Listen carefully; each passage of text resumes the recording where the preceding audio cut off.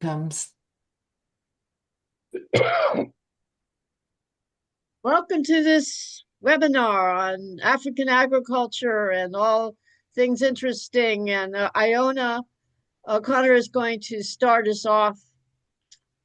So there you go, Iona. Okay, well, thank you. Alana and I met so long ago in Pennsylvania, and I could see her and her partner horseback riding down the street, and I thought how quaint and how good for the environment to ride a horse instead of driving a car. And we became friends, the four of us, her and her partner, me and John. We met a few times. And when she was in the Niger Delta, she met a young man, Chiwandu, who has been receiving my emails for 10 years now. And he kind of introduced me to how difficult life in Africa is. And I've been following that and making many more friends in Africa. And I firmly believe that for the ones I know who are educated, compassionate, and community oriented, their life is better than ours in America. I think the American dream is a global nightmare now. So I've done my best to keep track of my wonderful friends in Africa, and my heart is over there. So I was hoping a whole bunch of them would show up today, but they're not here. Well, they'll get the recording, and this is an intentional webinar. The intention is to launch a closer connection between the work that Iona and her African colleagues has done with a focus on the environment and the fabulous newsletter that she's been producing for many years that's very informative and educational about environmental issues and very much putting forth the positive things that are happening as well as the problematic ones. And then the networks that I've worked with lifelong, which are for the land rights and the tax policy based on fairly sharing Mother Earth. So that in a nutshell, you don't tax people on their work and their contributions, but you simply use as the public finance base the value of the land and resources, which is created by society, not by just the owner of those land and resources. So it undermines the profiteering, speculation, and hoarding of our land and natural resources of Mother Earth. And this then builds us into a fair and free economy. So our guest speaker and presenter today, uh, Audu Liberty Oseni, um, he, as you recall, Audu, many years ago, took an online course that we were offering on land rights and land value capture. And somehow, I mean, he was an excellent student of that course. And now with his PhD, his scholarly work continues. But he's always been very activist, very concerned about the people of Africa, and particularly there in his city of Abuja, which is the capital city, the fairly new capital city of Nigeria. So I'm going to read Audu's bio that was sent out with the email announcement of this. And he is also an executive member of our International Union for Land Value Taxation. Wendy Rockwell's with us. She's the president of the IU. She's in Costa Rica. And Marty Rowland is in New York. And Marty is one of our United Nations non-governmental organization team members. So Audu Liberty, And Mary yes, Bunting, let's go hear ahead. from Mary. Mary Bunting is in Baltimore, has been very active for peace and justice and environmental work. And Tom Gearing is in Washington State, working with the land value tax movement there as a researcher and advocate. So Audu Liberty Oseni is a development communication authority with extensive expertise in democracy communication, climate action, and public accountability.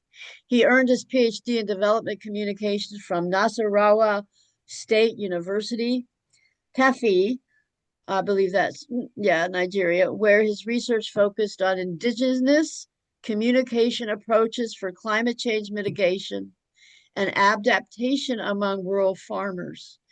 He also holds a bachelor's degree in political science from Nasarawa State University and a master's degree in strategic communication from Ahmadu Bello University in Zaria.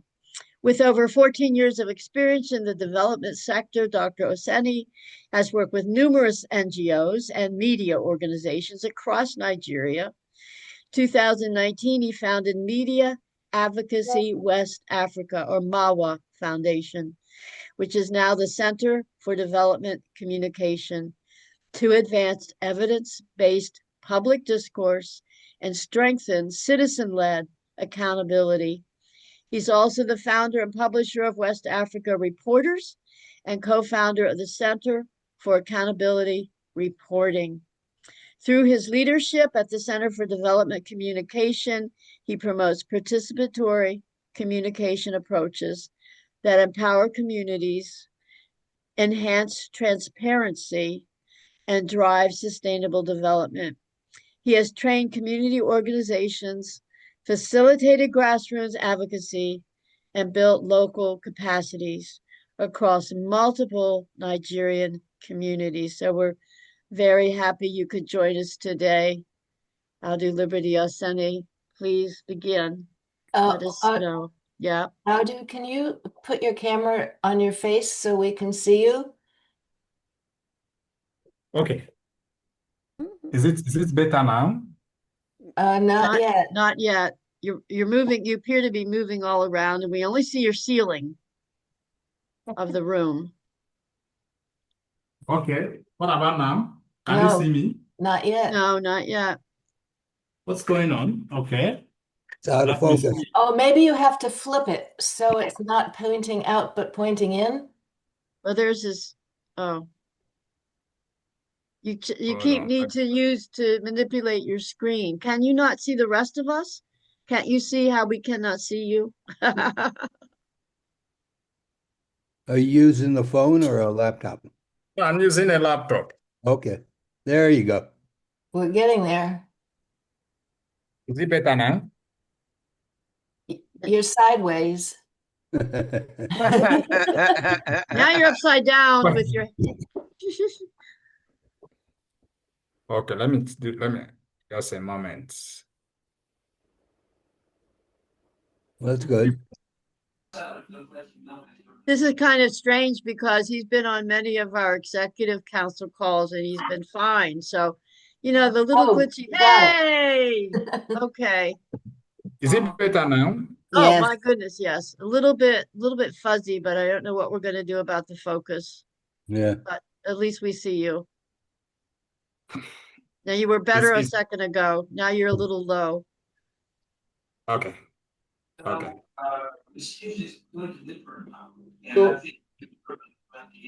So, good evening. Good evening from Nigeria. Yes, hi. Yeah, good evening. Like Asanana said, the topic is of discussion is African farmers excluded from climate change discourse. Again, let me use this opportunity to appreciate the Earthright Institute and Iona for putting this webinar together. I am the most grateful. So what we are talking about today is mainly climate change communication. And I think that it's important we have better understanding that communication itself, like in my country, there's a general belief that communication is all about information dissemination. But then again, I believe that communication is about negotiation and dialogue. And I always tell people that within the context of climate change communication or climate change intervention, we really need to achieve three things. And if we did not achieve these three things, perhaps all the conversation is more or less like noise making, which is one that the community people or the citizen must have better understanding of what the issues are.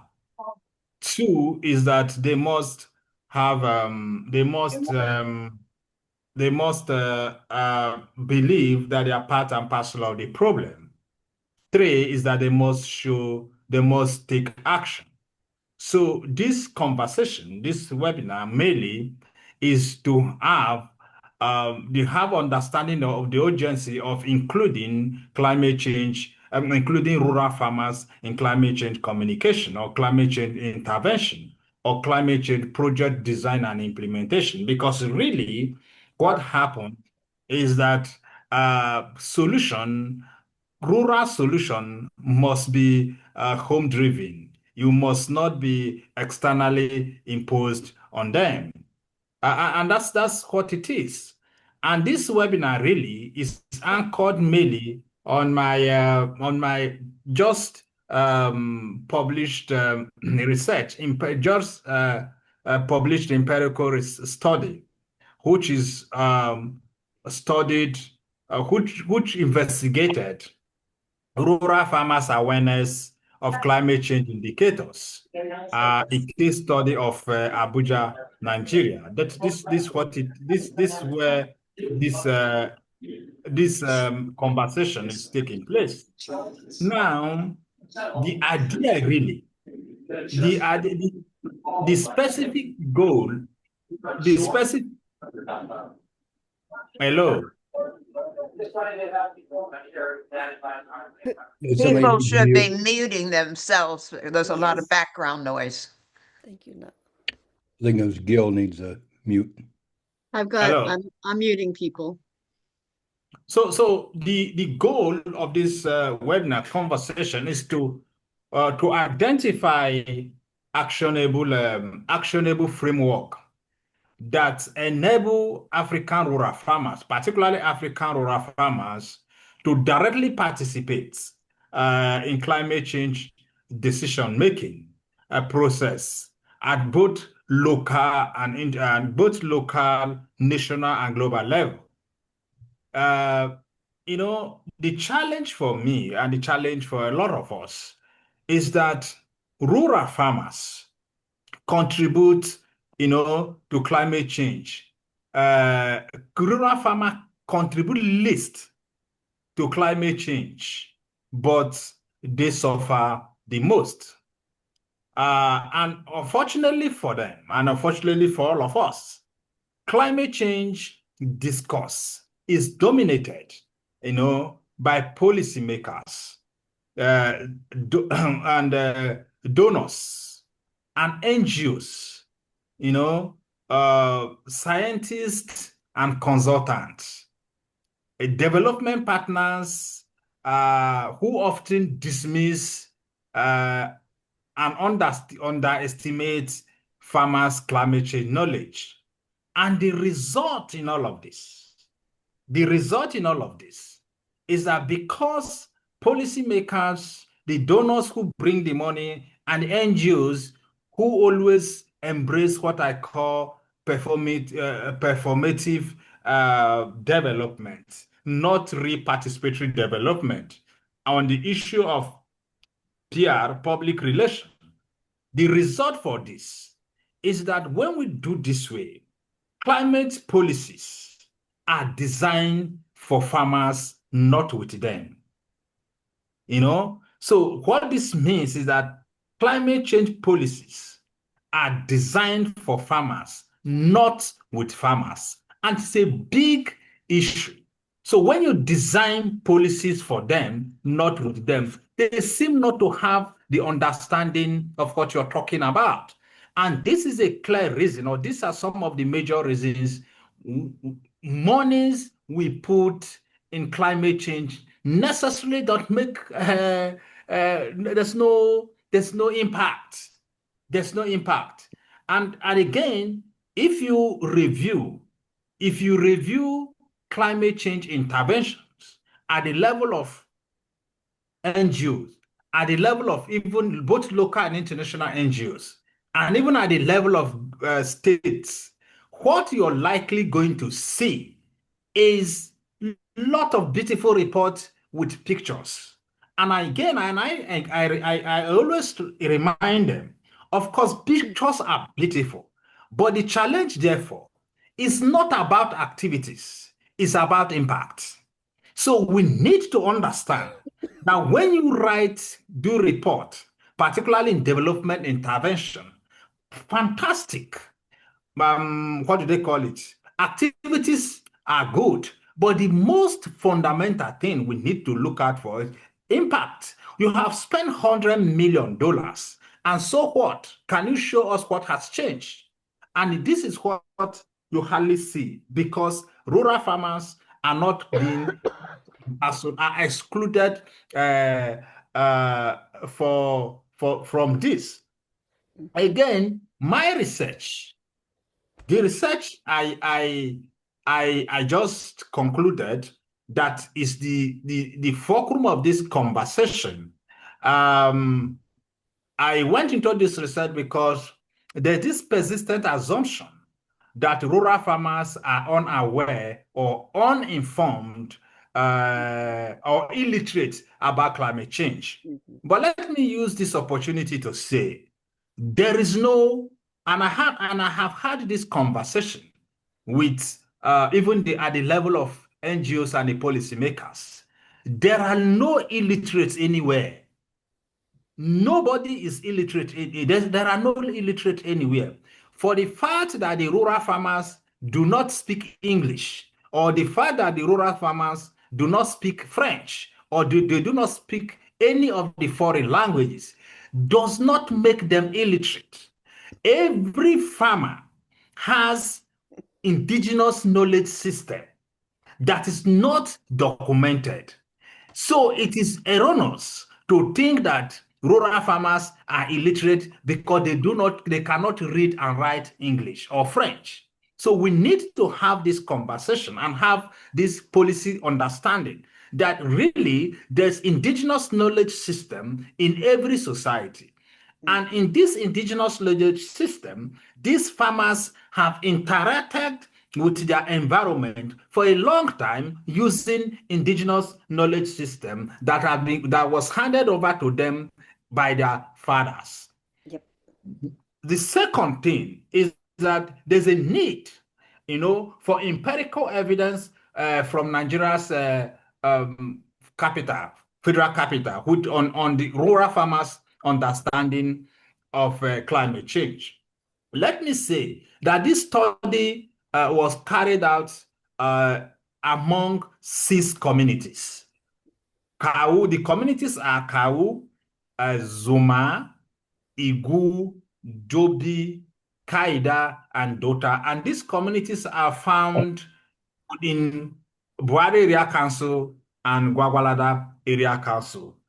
348 farmers were used as sample size for this study. And this study adopted 2 main methodology for information or data gathering, which is structured questionnaire and focus group discussion. And perhaps descriptive and inferential statistics were used as a basis for data analysis. And the study was anchored on the theoretical framework of indigenous knowledge system. Now, the key findings, for this study is that there's a universal awareness. 100% of the farmers that I spoke to have heard about climate change. And 100% of the farmers have observed direct effects of climate change. And the farmers, were very accurate in identifying climate change indicators. they said they are experiencing altered rainfall pattern. 100% of them said they reported that they are experiencing altered rainfall. They also say they are experiencing hotter temperature and extreme heat. They also said they are experiencing unpredictable weather conditions. And they also said they are now witnessing poor harvest as a result of the change in weather condition. About 54% of the farmers said they are experiencing poor harvest. 100%, majority of the farmers said reported extreme events such as drought, flood, and heat waves as impact of climate change on the community. Now, we need to understand that these farmers also have their own indigenous method or indigenous measure for climate change mitigation and adaptation. Now, they rely on traditional planting season, they relied, although they also say that part of the problems of the climate change is the collapse of traditional planting season. Because for them, rain no longer start by April. Before now, farmers used to have rain start by April. They have very good rainy season, but rain no longer start by April, affecting farmers' agricultural practices. Now, this is making, because of the extreme weather conditions, some farmers are moving away from their houses, to live in thatch houses that have ventilation. So for me, really, you see that the farmers are adjusting to their farming season. Many of them are adopting crop rotation, soil conservation, planting of a drought-resistant crop as indigenous adaptation measures for climate change mitigation and adaptation. In communities like Dobi, the farmers decided there are some forests that you are not allowed to go and cut trees. They call it forest preservation as part of their indigenous measure for climate change mitigation and adaptation. So for me, really, the implication for all of this is that clearly rural farmers are not ignorant. They possess rich experience based on their environmental knowledge. And this clearly contradicts the assumptions of many NGOs, many policymakers, and development partners that rural farmers are illiterate, that they don't have the understanding of climate change. Now, this is the bigger issue. The bigger issue is that, the finding of my study has a broader continental implication, even global implication. Therefore, it is wrong to exclude rural farmers from climate change communication or policy discussion. This research, has empirically disproved the assumption that rural farmers don't understand climate change. This is what this research has been able to show. Because these farmers, like I have said, hold indigenous knowledge system, and the indigenous knowledge system framework has shown that farmers have generational environmental monitoring system. Now, the farmers interpret climate science using cultural and ecological understanding. Then the issue therefore becomes that policymakers who overlook this knowledge, the implication is that development intervention for climate change is a top-down approach.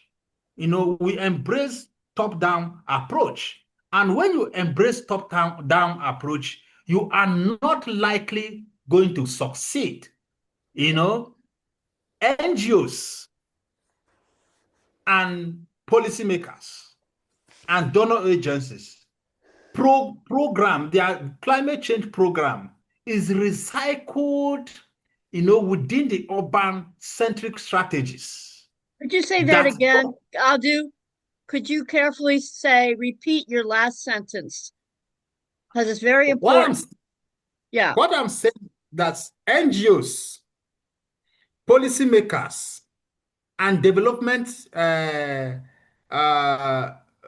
partners, and even the donor agencies who are really the development partners, recycled climate intervention based on urban-centric strategies that do not fit into rural realities. And that's the challenge. So when you do this kind of thing from the beginning, because from the beginning you're gonna fail, because you have given consultancy to somebody who does not understand the rural realities, to design climate change intervention that completely exclude the rural farmers. But let me say that what we do is clearly what we do is participation in development, not participatory development. Participation in development means that before we even design this project, we have already have preconceived this mind, what we want to achieve. And that is why many of the call for proposal, the funders already set out the indicators of success. So you are writing proposal, you are saying that you're writing proposal, but in reality, what you're doing is that you're just filling in donors' templates. Filling in, let's look at it. So filling in donors' templates. Yes. Yes. Because already the donor has already set out indicators of success. They have already set out what they want to achieve. So no matter how technical or how good your proposal may seem, and it doesn't fit into donors' template, you're not likely going to get the proposal, the funding. So the implication for this is that you are going to win grants, not based on technical capacity, but based on your ability to conform to donors' templates. And that is why most of the MIE, the monetary evaluation we do and we submit to donors, is purely based on donors' metrics, devoid of participatory monetary and E, because there are so many issues you're going to find when you go to communities that the data will not tell the story. So they don't really care to fund serious participatory MIE, because participatory MIE will expose most challenges beyond beautiful reports with beautiful pictures. And I'm saying that the implication for this is that farmers' knowledge is accurate. Farmers' knowledge is accurate, is localized, and it is practical. That's what it is. So it strengthens climate adaptation early warning and resilience.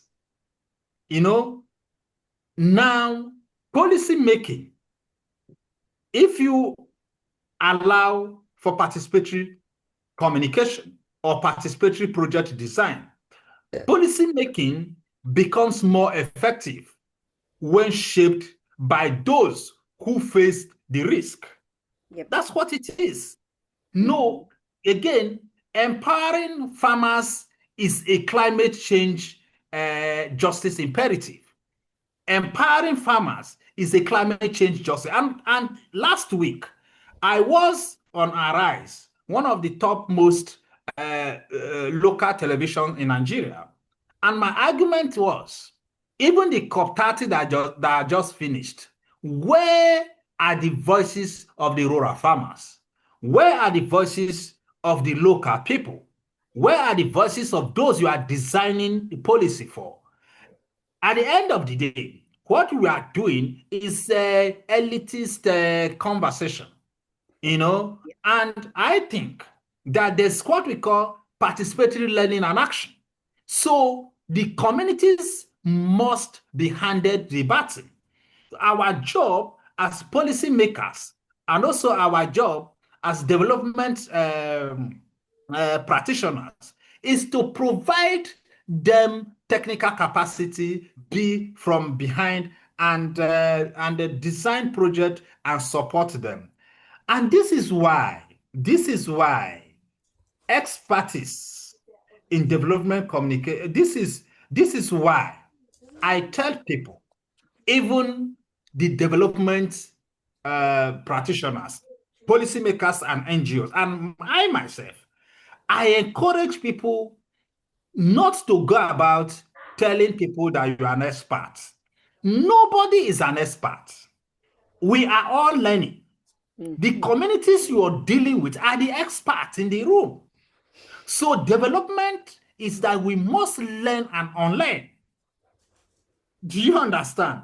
So, and I think that what we need to do going forward is that we need to establish participatory farmers representation in Climate Change Council. It's very important. We need to establish mandatory, not optional, mandatory farmer representation in Climate Change Council. Again, another thing is that we need to institutionalize world-level climate change committees. We need to institutionalize world level.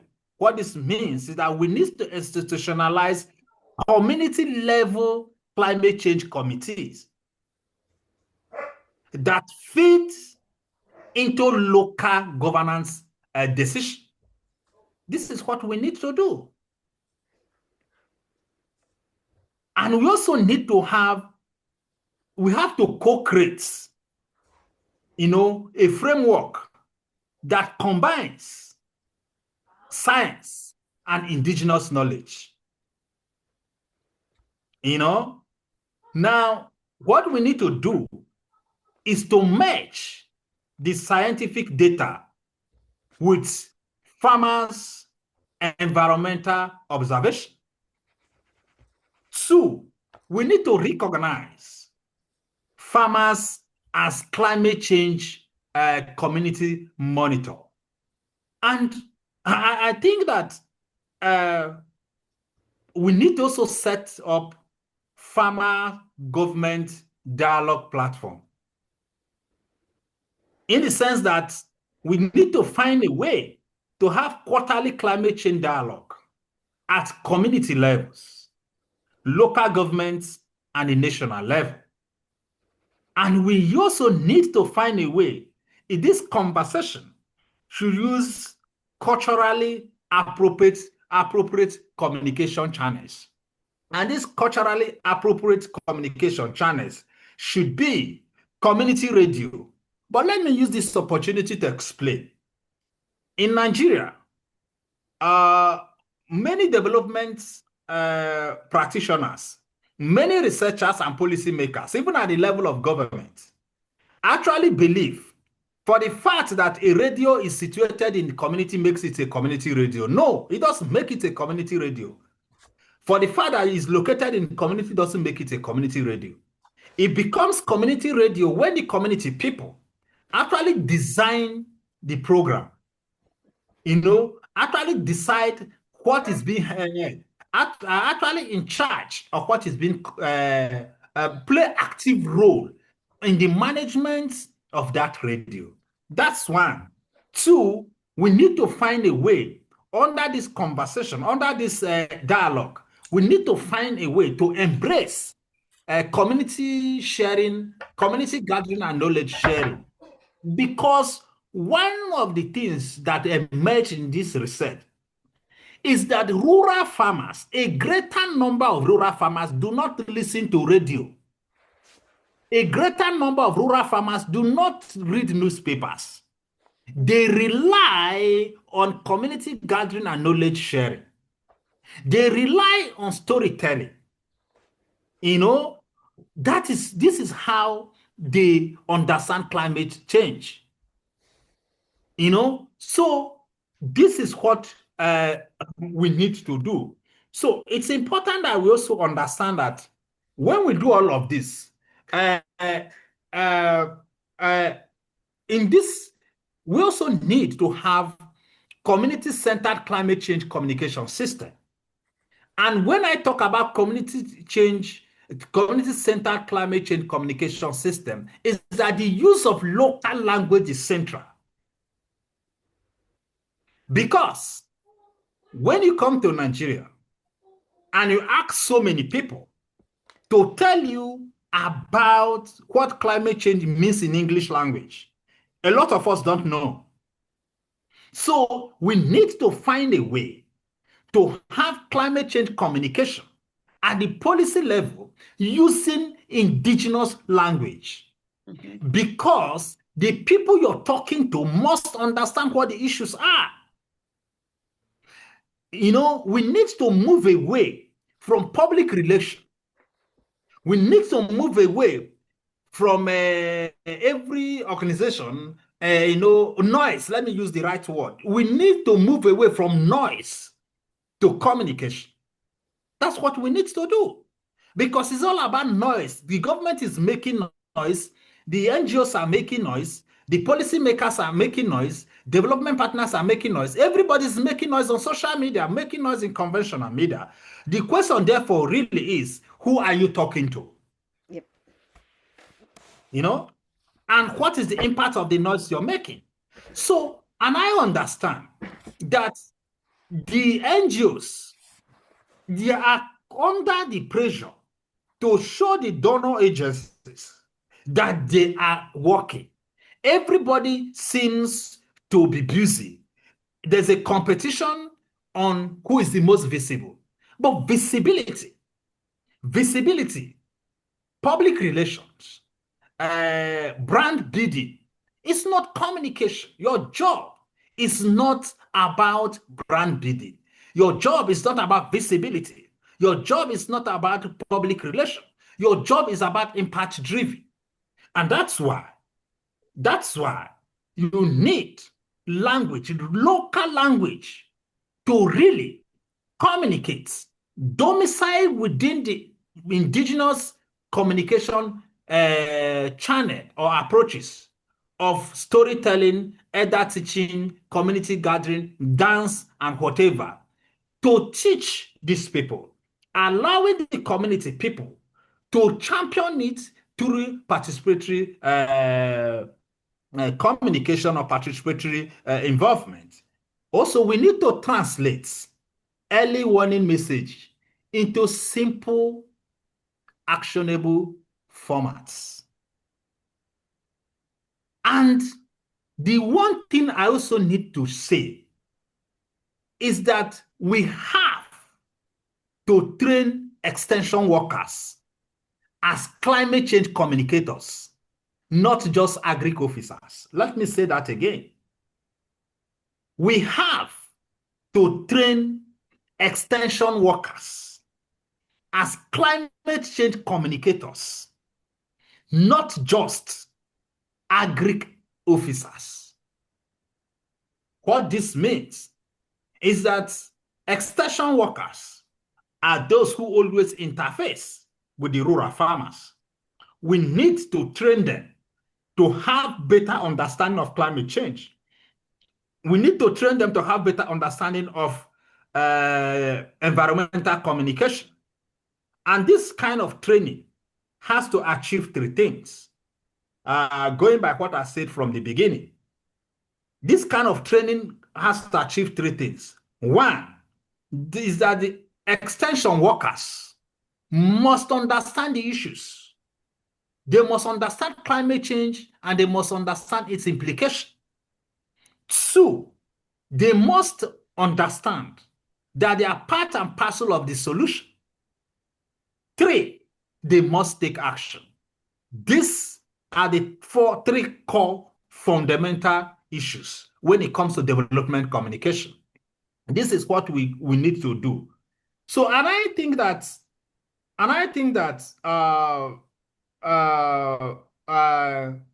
in designing climate change policy, we need policy accountability framework. And this policy accountability framework requires that climate change projects must demonstrate farmers' involvement. And this farmers' involvement should be in need assessments. One, farmers' involvement should be in need assessments. One. Two is that it has to be program design. Three, implementation, project implementation. And the last for me is evaluation.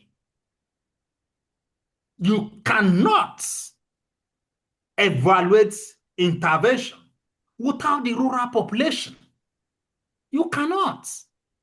You cannot carry out monitoring and evaluation without the voices of those or the voices of the beneficiaries.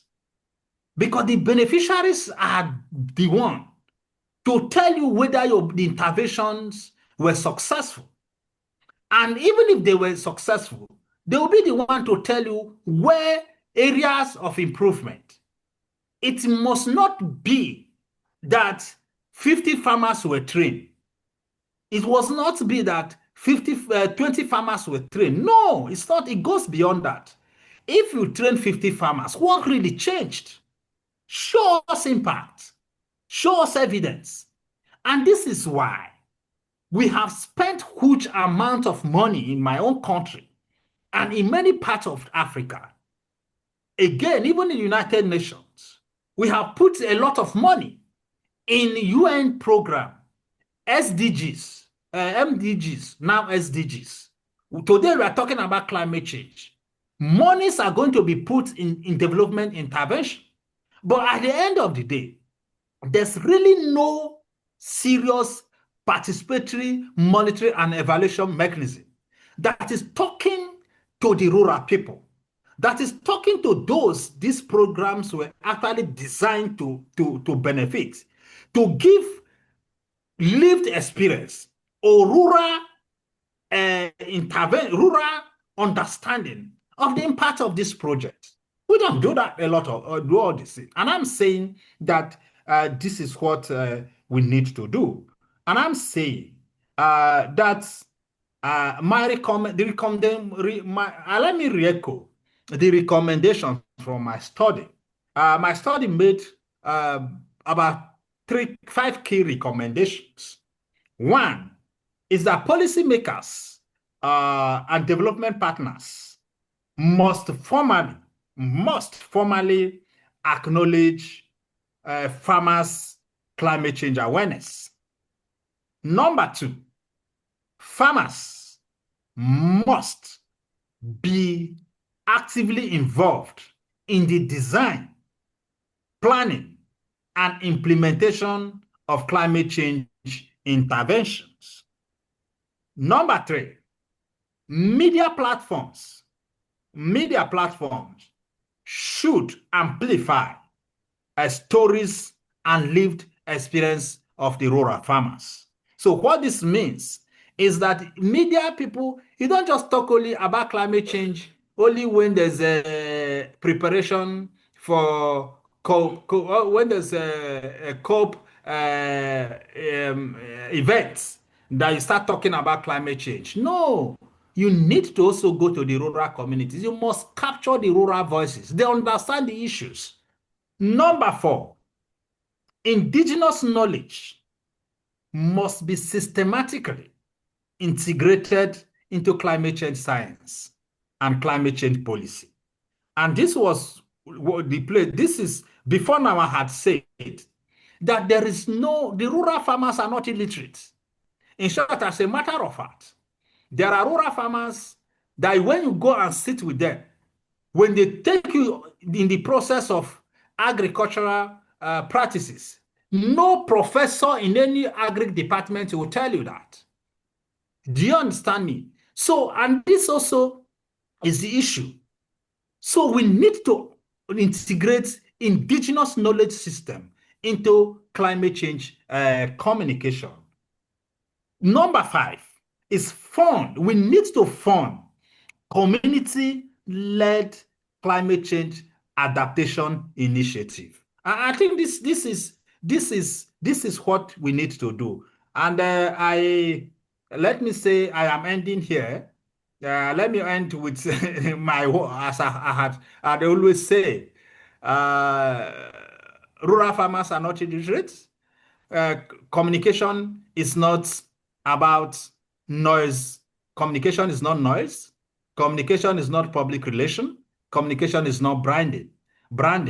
Communication is dialogue and negotiation. Community members must be part and parcel of the solution. And the only way to make them part and parcel of the solution is by allowing sincere participatory communication and by allowing participatory development, not participation in development. Because participatory in development means that the rural farmers themselves should design to play active role in designing projects and implementing it. Participation in development means that you have designed this project. You are only going to tell them this, you have come, this is what you want to do. Whether they like it or not, they are playing minimal impact in changing the outcome. And this is what I'm saying going forward. I end my presentation why I welcome communication. This is an ongoing conversation. Of course, I'm not an expert, but this is just what I found along my research process or my research outcome. Thank you for giving me Fabulous. the opportunity. Yes, Thank that you, is Audu. tremendous. Iona, do you want to have the first comment? Yes, I want to say one of my very dearest African friends is here now. His name is Amos, and he is an orphanage manager, and he is a fantastic person who does a lot of gardening with the kids in his orphanage school. Amos, do you want to unmute yourself for a minute just so you can make a comment? I'm just so happy you joined us. Can you hear us now? Yes, I can hear you. Yes, thank you very much. And I want to take this opportunity for being part of this study. I just came in late. I was booked up this time because I had to ask our age. Well, I'm so much privileged for my brother for telling me that's much more about farming because the same to us here in Africa, in Uganda, we are doing part of things, for the orphanage. But in one way, it is through farming that most people can conserve the environment. Through plants, maybe you can engage in crop growing, you can engage in maybe avocado growing. Basically to get sustainability in terms of food supply. But it is one way a person can easily conserve the environment. So I'm so much happy for our brother in Kenya And I've really taken enough time to read through the doc, shared with us before. It is really interesting. So I'm pretty much humbled to be part of this study and this day. Thank you, Amos. Oh, yes, welcome, Amos. And Audu, that was a fabulous overview. There's a lot to unpack about what you say, but you certainly, your research went very deep, but I think it indicates the global problem about power and control and money. And you spelled that out very clearly. And the great concern is that people, real people on the local level, are not being included in decision making about our world. I ran for Congress a couple times in my area of Pennsylvania, and I learned something about our local rural farmers who were not considered in terms of our Environmental Protection Agency rules, regulations, and guidelines, and therefore were not likely to support the policies they recommended because it did not fit their local situation.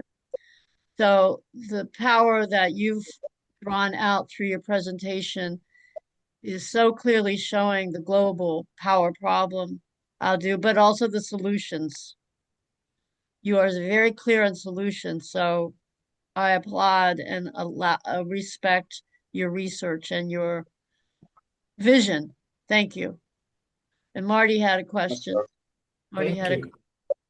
Yeah. Yeah, thanks a lot. It was very revealing. I'm always in favor of communicating with people on the ground, being asked to change. So the concern I have is how did it come to be that these farmers are being asked to do something? Uh, is it alleged that the farmers are the biggest cause for the release of greenhouse gases, or perhaps the Shell Oil Company in Nigeria might be a larger impact? So it's kind of like if you did have the indigenous farmers, rural farmers involved in understanding, probably the first thing they'd say is, yeah, we're just little peanuts here. If you really want to have spend your money wisely, go after where the emissions are. So how did it get to the point where farmers are being asked to do something, and where are they on the hierarchy of the problem?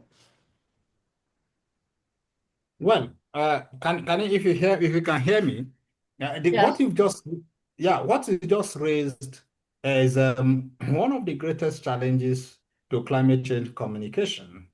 Now, as a development communicator, it's not really about going into the conversation or the argument about the scientific analysis of climate change itself or who is most responsible. Of course, I think that's what we need. We are focusing is really whoever that's responsible, either the multinational, either the truth. Therefore, is that the environment, the climate is changing. Again, the climate change is not new. If you talk to farmers, it's not. It's just that because perhaps there's funding for it now. For some of us who find ourselves in the development sector, because there is funding for it, or some persons are making promises there will be funding for it. It seems as if that's the biggest issue. Climate change, of course, is the biggest issue anyway, but people are getting more interested. Climate change has been there for the past 100 years, 200 years. There have always been what's it now? Environmental issues. And that's why in the rural communities, they do shifting cultivation, they do rotation, they do soil conservation, they do change in planting season. As a matter of fact, most of these farmers, they have indigenous weather forecast system. And that's why some of them, when they look at the sky, they will tell you rain will fall today or rain will not fall tomorrow. So that's what it is. So, of course, the farmers do not have this kind of technical understanding of who is really responsible for climate change. If you go to tell them much about the behavior of the multinational, that's not what they have a clear understanding. I think that what matters most is that we need to find a way. One is that we need to explain to them what they need to do in terms of mitigation and adaptation within their own capacity. I think that's what matters. And again, for me, really, I have also said that within this conversation, the era of top-down climate governance must end. That's my own argument. If you come to Nigeria, for instance, we have the Ministry of Environment. We have a Climate Change Council. We have a whole lot of people, about 740 something persons went for COP. The question is, and so what is their understanding of climate change? Beyond going to take per diem, beyond going to take extra coach, sleep in beautiful hotels and take picture and show on social media. What are you doing? What is the impact? I am saying that farmers are not passive victims. They are knowledge, farmers are not passive victims. They are knowledge holders and frontier actors. Because the truth of the matter, therefore, is that if you go to these communities, they are recording poor harvest. The farmers are the most hit in terms of climate change. And my study has proved that rural farmers know that the climate change is changing, and they know how it is affecting them. And I am saying again, a new model of climate change governance must arise. That's my argument. A new model of climate change governance must arise. And this new model must include participatory, must be inclusive, must be participatory, people-centered, community-driven. So, of course, I understand your question about this, but these farmers, of course, they do not have this technical knowledge of diving into this deep, rigorous intellectual conversation about what is climate change. I think the most for them really is they just don't have the understanding that the environment, the climate is changing, the weather is changing, and really impacting them. So the analysis of scientific analysis of climate change should be left to the scientists to do a whole lot of that. But we are now focusing on climate change impact on development. I think this is the way we are looking at it. Okay, thanks.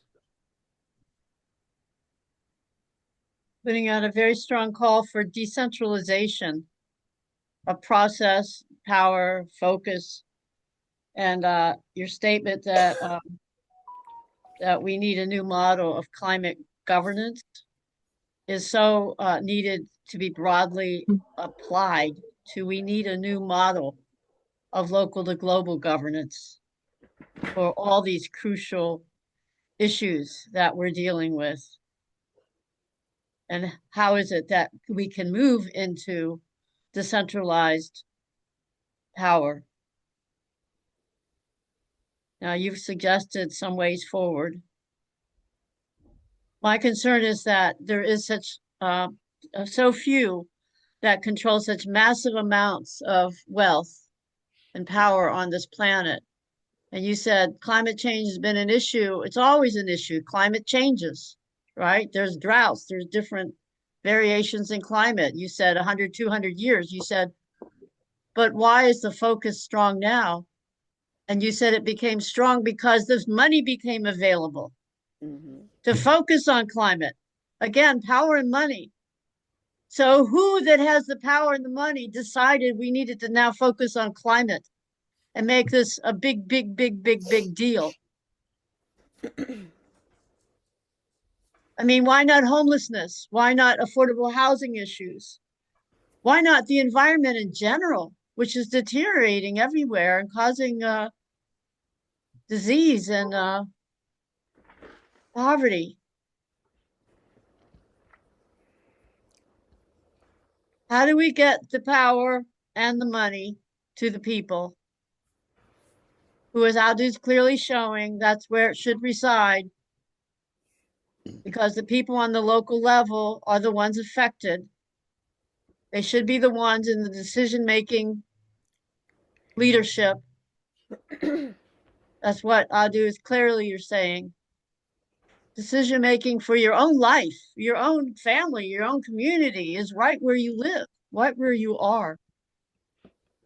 And so what a huge uncovering you've made to show that that's not even in consideration by those with the power and the money. I've been thinking, as I'm hearing about this scam of the COP30 in Belém, Brazil, that's just ended, I'm thinking my community leaders aren't calling us together to talk about the climate problem. Neither our city leaders, nor our congressional representatives, nor our state representatives are calling the people into forums to discuss in what you so beautifully have crafted as the phrase participatory communications. It's all about that. But no one here in political authority in the United States, and I think we can say in many, many countries, maybe most, are calling the people together into forums to really discuss our common problems and to come up with functional, workable, real, as you say, full impact, accountable solutions. So, Alana, I guess I sense a position of playing the defense where you got these people with money and power trying to implement change.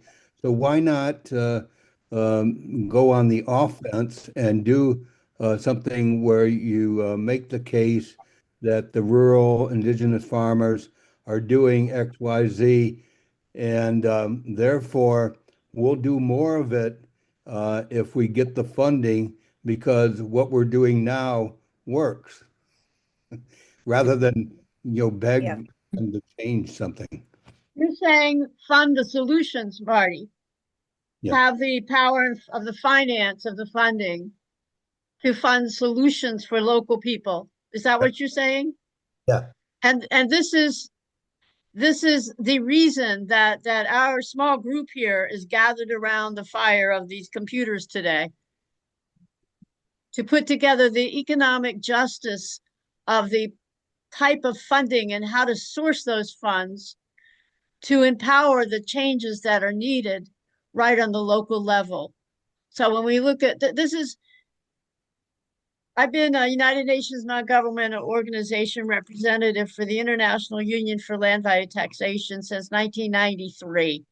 I've gone to numerous global conferences. I was in Istanbul in 1996 for the UN Center for Human Settlements. That was one of the smaller global conferences of the 90s. The biggest global conference of the 5 in the 1990s was the Women's Conference in Beijing. That was 50,000. I think it was the largest conference on the planet when that happened. And then there was a conference on population and other social issues, 5 major global conferences, and they come out with really good by consensus action agendas, all of them. And then what happened with the UN dialogue was, how do we fund all these good ways forward? So then they started the financing for development track at the end of the 1990s at the United Nations. Financing.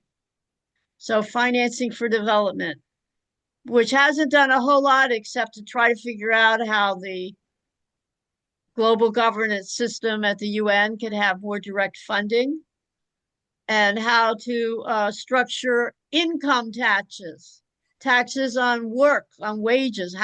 They don't even think out of that box of taxing we the people. And we know that what's happening, and I'll just make a nutshell encapsulation for those of us who, because we're building this environmental justice movement and the economic justice movement in our conversation. So to solve environmental problems, which includes health issues, because the wealth inequality is driving illness. The more unequal the wealth in countries, we're showing the more illness. This is very well illustrated in the United States, massive amounts for healthcare and increasing illness, chronic disease. And I have asthma, so tell me about chronic disease and funding. So the key issue here is how we fund the good things. And we meaning those of us who work for the rent of the commons, the value that accrues to oil, minerals, land, natural resources, the high value of land in cities. We say that this is created by nature and by the community, and this value should be captured back for the community. So Audu is one of the rare ones who understands the matrix of the environmental and economic justice issues. So maybe we can discuss with Audu how he proposes to get the funding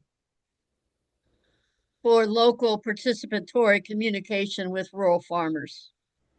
Are you going to try to beg it from the same corporations and elites that fund these institutions that you've just critiqued, the top-down power structure?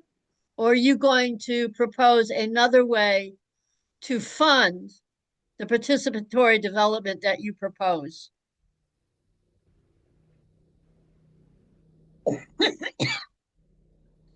So tell us, Audu, your funding plan. You're muted. Well, thank you. Thank you, Alana. The funding plan I have now is not other than writing and submitting proposals, writing and submitting proposals in places where there are call for proposal. That's the only funding plan I have. But unfortunately,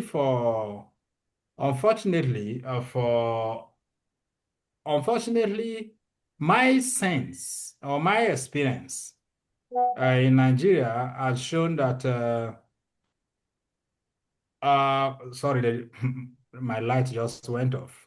My sense, my understanding is that often you need to be in the network or the good book of the people with the money to get the funding. So that's the experience in Nigeria. Of course, there's also a huge trust deficit. There's a huge trust deficit on NGOs or in Nigeria. So these are some of the challenges. Of course, I do not have readily people that I'll say, give me the money. I do not have them. So the only option I have is to keep submitting technical proposal. Again, it goes beyond submitting technical proposal. I think that you still need somebody that in a boardroom that could say, let's give this organization or let's give this man a trial. If you don't have such a person or such network, the reality, I don't know how it happens in the other side, but the reality in Nigeria within the Africa organization, the reality is you may not likely to get this kind of funding. Again, is that for a lot of us who do this development work, many are not even interested in doing community-driven intervention because one is hectic, two, it demands a lot of accountability. It's not, it's different from just intervention, a project you sit in the 5-star hotel, take pictures and go home.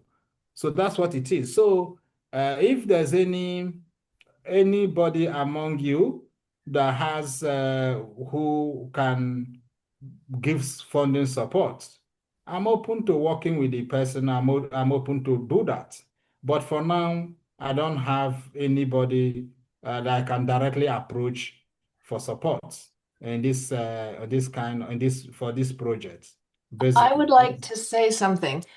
I was surprised, Alana, that you mentioned funding at all because I'm so used to grassroots organizing that we can do so much without money. And Audu, you're a fantastic speaker. I think if you can get to the whatever radios or televisions or forums like this in Nigeria where you can talk about these problems, I think that would be even more important to do than worrying too much about money. Of course, you would need your own, you got to finance yourself somehow. But to me, I have the utmost faith in grassroots organizing, and he's not here anymore. So he may not hear my words. Well, I'm thinking about this. Was it 348 farmers, Audu, that you interviewed for your research? It was over 300. He's gone. We lost him. It No, flips in I'm and here. out. Yeah, Audu. I'm not gone. I already put off my video. Oh, Okay. okay. Okay. It Oh, was over good. 300 farmers that you interviewed for your research, and that's a lot. So if they were to say, okay, so what do they need to address their climate issues? What do they need for themselves, for their community? Uh, Following what Iona said, can they survey what they already have that can be better utilized? The information that they have, can they empower themselves a little bit more, another step for their own solutions? And then they can communicate that. Uh, is there finance needed for what specifically? And what would they do with any money generated? In other words, exactly what do they consider will remedy their situation, will give them a stronger basis in their food production? And then by having very precise needs, what might be the needs for outside external funding to kickstart the programs that they themselves want to initiate, then we can go for funding anywhere and everywhere. But as we know that when we work with the public finance on commons rent, if you were to survey those 340 some farmers, they might be able to describe financial needs that they could come up with even within their own communities. You see? And perhaps we could look at those who have the most land having an advantage and a privilege, and encourage those with the most already, those with a greater advantage over the smaller little landholders, to encourage them to pay a larger amount into a fund that would fund those financial needs of the community. And we now, with the information capacity, we can build these programs rather easily. We can track who owns what land where, how much do they have, what's the value, and what's the community need. And then we can encourage those who already have more to step more up to the plate to make a fairer society right where they live. Now, I'm thinking of my experience in Odi, Nigeria, and Bayelsa State when I was there for a few weeks some years ago. And Odi is a community apparently dates back 10,000 years at least, okay? So what I saw in Odi, aside from the fact that the Nigerian government had attacked it because that was the time when there were rebellious activities, and that again stemmed from the Shell oil situation I won't go into. But what I saw in Odi was that the few who could afford uniforms for their children, school uniforms, were going to school. And they tend to live in concrete block houses. Those who couldn't even afford uniforms, so the children could go to school because they had to have uniforms to go to school, were living in the stick and wattle huts, and they were illiterate. So what I saw was amazing wealth inequality within a village of a few thousand people in Nigeria. They had no public finance system on the local level in Odi and throughout much of Africa. What financing they had depended on the federal government of Nigeria getting some kinds of resource rent from the oil companies.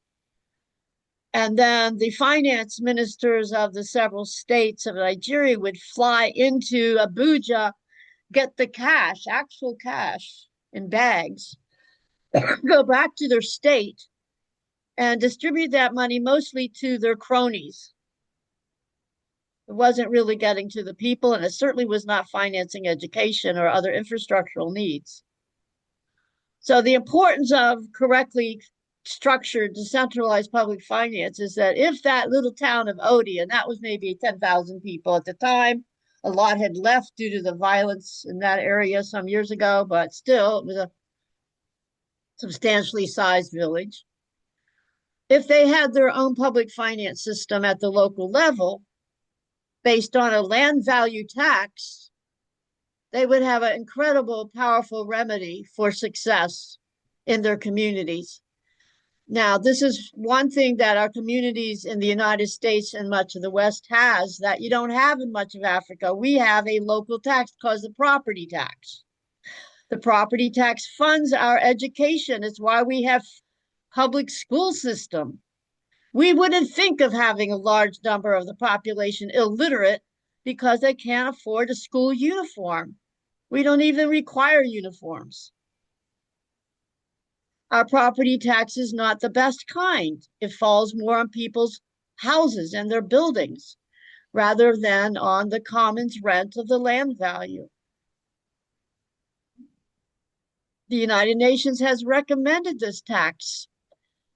They haven't done a good job of implementation because it undermines the wealth inequality system and the power structure. But it's there. It's a seed kernel of the way forward. So imagine your localities of these farmers in the rural areas finding their own sources of their finance that's needed.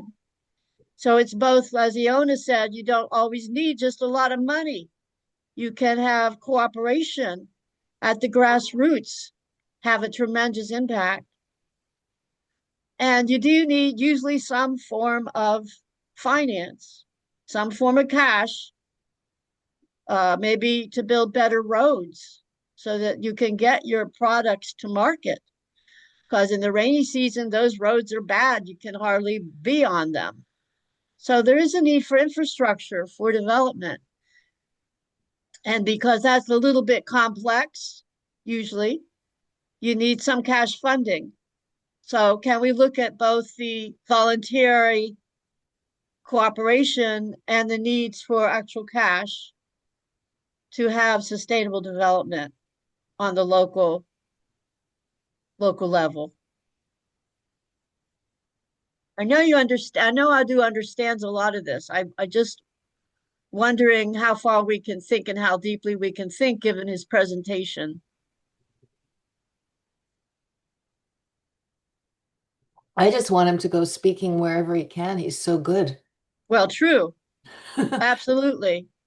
Well, his MAWA has been all about media communications, and he has degrees in that. Yeah. So how can we? I mean, we're not there. We don't live in Africa or Nigeria.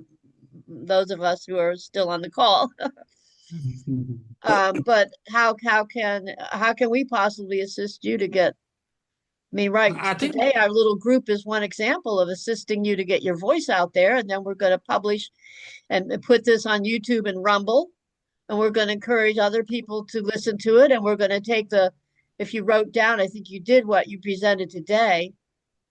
I mean, your paper is excellent, but what you presented today, I think, is what we need to lead with. If you can get that written down for us, we can be getting that out around the world. So that's how we can help your voice come out, which is what Iona's saying. We need to get your voice out there so we can.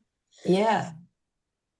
So, Alana, I think one of the unspoken problems is that perhaps if they got the money that's being dangled out there, perhaps that would be an overall negative to what they're already doing. And I think that might be the conundrum of chasing money that's really not good. That Yeah. what they need to do is get funding to continue to do what they're already doing based on 10,000 years of experience. Okay. So here's a relevant example of how we can make those connections. I was at one of the preparatory conference for the United Nations. Was it the fourth or the fifth Financing for Development conference that was held in Sevilla, Spain last summer? But a year ago, or was it 2 years? I was in New York City at the UN for that preparatory conference for this. And there was a speaker who held significant funds from Quebec, province of Canada. In his charge was the retirement funds, the retirement portfolios. And he really wanted to find a way to help finance sustainable development activities. But he can't risk those retirement portfolios. They cannot be high risk. And he was not talking about giving money as grants. He was talking about loaning money as an investment that would make a little bit of secure income, interest for his retirement invested portfolio, which was huge. I don't know, it was maybe $1 billion. That was his conundrum. How does he use his money, the retirement fund of all these workers of $1 billion for sustainable development goals? So my thought was, if the farmers that you work with can define clearly financial needs that would be paid off by, these would be loans, not gifts, low interest loans now, outside of the World Bank, international financial, big elite controlled banking system. This would be a direct loan investment to these farmers. Started as a pilot, a small amount, maybe a few $100,000, whatever they need, but that would be paid off by the land-based public finance mechanism, the land value tax at the local level. Then you have a system of public finance established on a very decentralized level that will carry on in financing the local needs. Okay? We want to create a positive public finance loop. What happens is, and this I also saw in Odi, Nigeria, where some NGO had put in electrical power system, power generation. It worked a while and then it broke down. They didn't have the expertise, nor did they have the finances, again, no public finance, to repair the system. So there it sat. And you see a lot of NGO things that happen this way. Oh, look at us. Look at what our NGO, we funded these wells, we funded the energy and this and that. Give us more money to do these good things. But then it can't be supported. It can't be sustained. There's no financing. So now what I saw in Odi was that the poorest people had no energy, had no electrical, and the wealthier people in that African village had private generators, noisy, polluting generators, but they had electrical lights. They had energy. And the poor people in Odi did not. There again, wealth inequality in a small African village, no public finance, no sharing of the wealth of the land and resources right in that community. Okay? So the idea, and I've been wanting to have some of us try it somehow, is to have you identify what the farmers themselves say that they need in terms of external financing. We then go to funders like this man in Quebec, Canada, with a portfolio and say, can you risk just a little bit of money to loan for this community on the condition, and this is the one condition, that it be repaid by that community establishing a self-financing community public finance system that will be ongoing recycling of the community's wealth based on the increase. Now, here's the key. Anytime there's improvement happens in a locality, it's going to increase the land value. That land value, privatized as it is most everywhere, goes into the pockets of those who have the most land. It's called the law of rent. That land value is the land rent that's being privatized now. We need to socialize that starting on the local level. You see what I'm saying? You understood this. Audu, you took this course 20 years ago, and you're now leading a project in Abuja funded by a very small grant from our organization. But you were doing a great job with that project. And I know you're frustrated because how do you really move it forward with the public officials? But maybe in this communication with how we could get funding based on a land value tax type of system on localities. Again, no property tax, no local funding in Nigeria and in many countries that are dealing with how do you finance local needs. So this is what we are set up to engage in and implement, this form of public finance, which is called for by the United Nations, UN Habitat, it's in documents, but they're not doing anything about it because they are also controlled by the big money. The problem of the UN. Everywhere you look, you're smack up against the problem of a few that have most of the money of the planet and control those funds. So Iona has to leave soon. She has another engagement. So how do we wrap this up? Does everyone want to make, yeah, go ahead.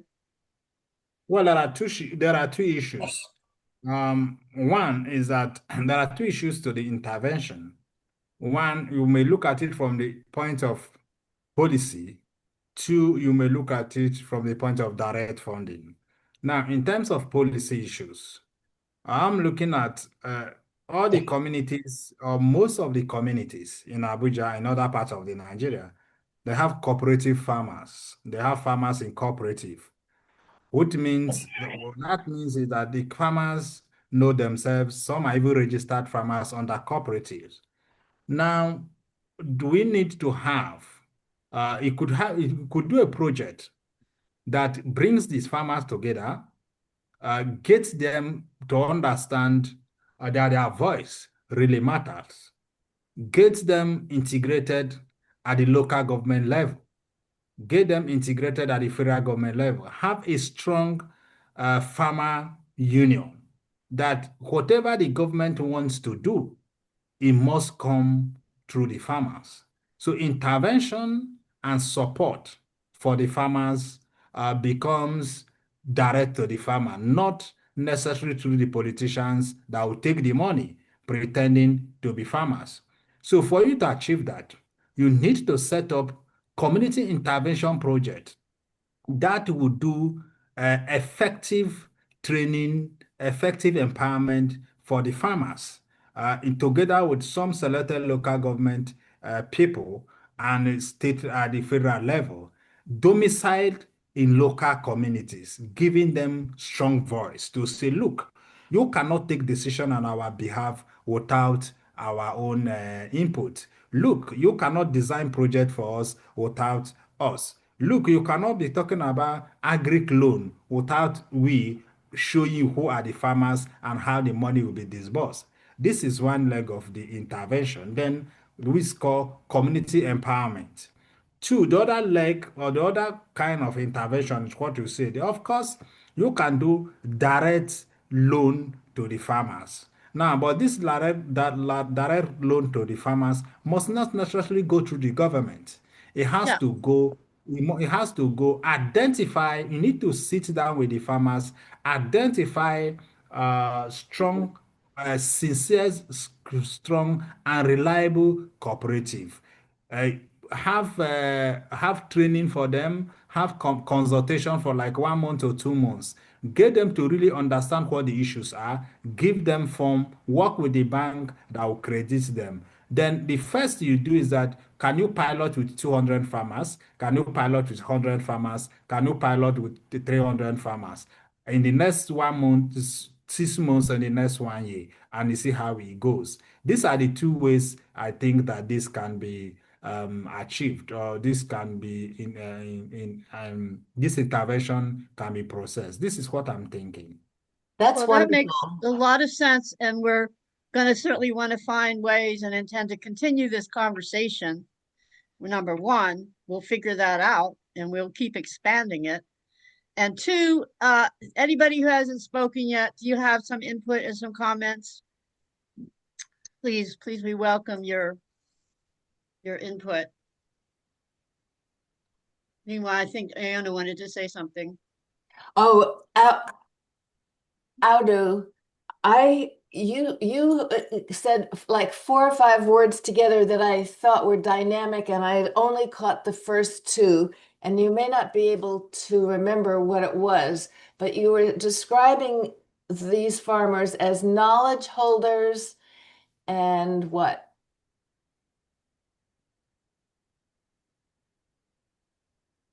Sorry, I was describing them as knowledge holders.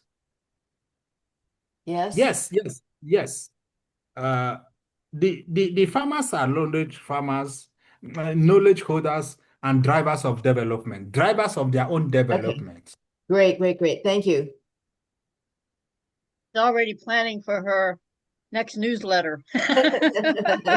Oh yeah, I'll be putting his For stories. excellent newsletters, which I hope everybody subscribes to. Thank you. Okay, last comments. Everybody else? Marty? I'll have one more thing. Go Oh, ahead. Clark, go ahead. My husband and I have worked for 30 years on environmental and social justice issues, and our foundation, our main model was Mondragon cooperatives. We love cooperatives. So when you said that word, my eyes lit up. Now I know this is something I get excited about, is cooperatives.